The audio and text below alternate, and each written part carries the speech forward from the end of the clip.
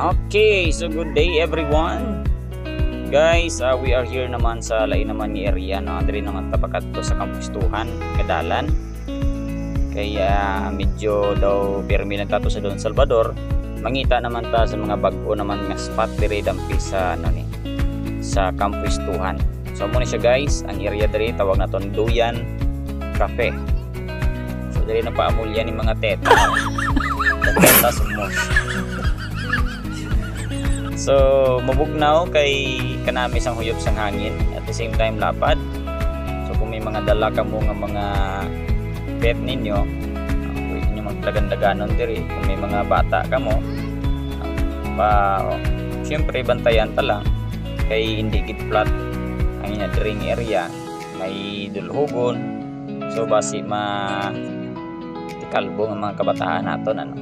So, shout out diri sa management sang Duyan Cafe, very nice ang ambience, siya dogit ka tawhay, pampadula sa libog, makarelax ka, no, pantanggal stress sa mga amuni nga oras. Wow. Right.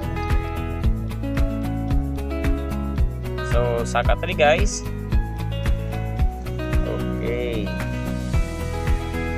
So, sometimes puno na dire, pero maka-provide man sila lamisa sa dalom.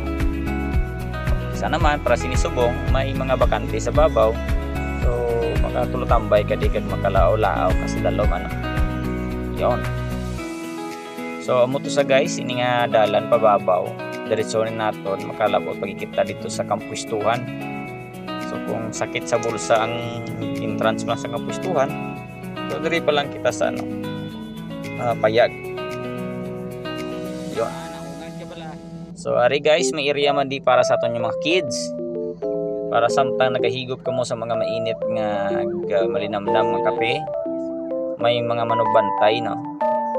Nga syempre mataas man ana yung sugar kag ang pressure sa lagsanay sa mga bata.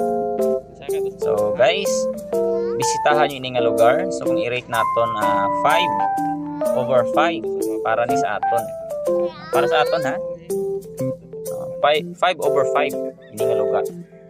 So ano pang ginahulat ninyo? Lagawan nyo na ini. So guys, hapon na mapauli na kita. So salamat gid sa mga padayon nga naga-support sa aton nga channel. Fight.